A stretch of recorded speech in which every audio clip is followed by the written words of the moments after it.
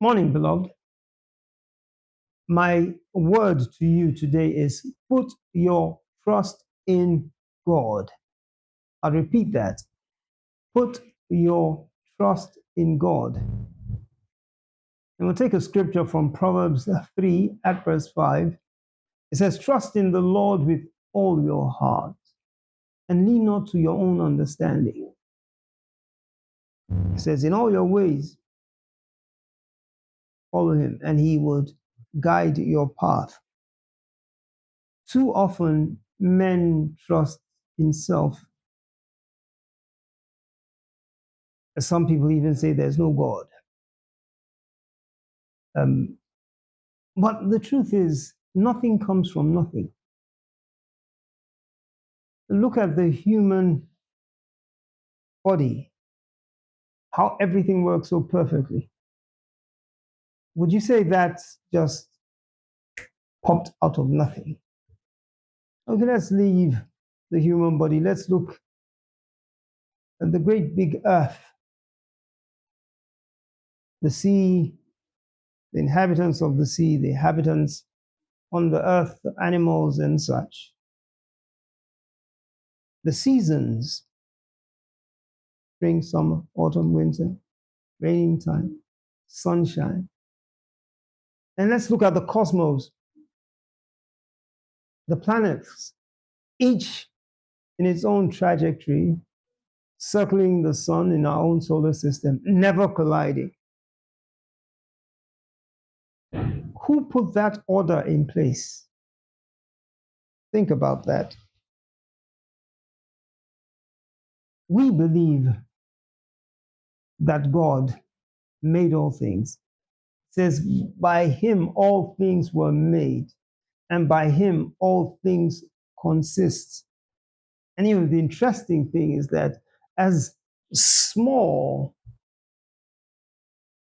of a microcosm that you and I are, the Bible tells me, and I'd like you to believe this, in Jeremiah 29, verse 11, that his thoughts towards you, sir or madam, and me, and anybody else who cares to hear, says his thoughts towards us are of good and not evil, to bring us to an expected end. Some people believe that, well, there's no God anywhere, so they trust in other things. So scripture tells us in Psalm 20 at verse 7, it says, some trust in chariots, some trust in horses. It says, but we trust in the name of the Lord. For it is written that the name of the Lord is a strong tower, the righteous run into it, and they are saved. Praise the name of the Lord. Again and again, we find ourselves trusting or laying too much trust in self. The Bible tells me that the arm of flesh or self would fail. Some trust in others. They have a godfather somewhere, or have a godmother somewhere. Some others trust in objects like money. Some people say money is king.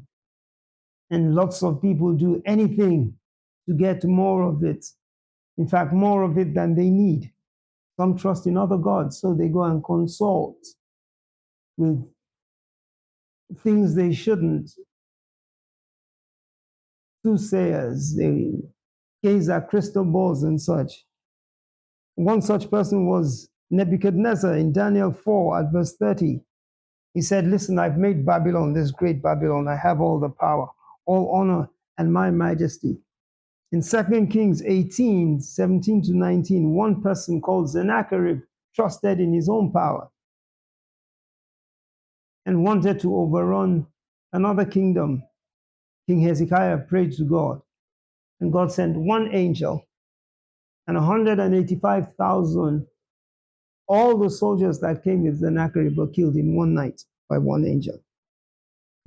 In Ecclesiastes 1, verse 2, after Solomon had all the money, all the concubines, all the riches, all the gold, he finally concluded that to trust in things is vanity upon vanity. that everything about trusting in things other than God is a fleeting and temporary condition. Saul trusted in other gods, didn't get very far. So in Ecclesiastes 12:13, the preacher, or Solomon, says, let us hear the conclusion of this matter. Fear God and keep his commandments. He says, this is the whole duty of man. That is my parting shot for you today. Fear God, keep his commandments. Praise the name of the Lord.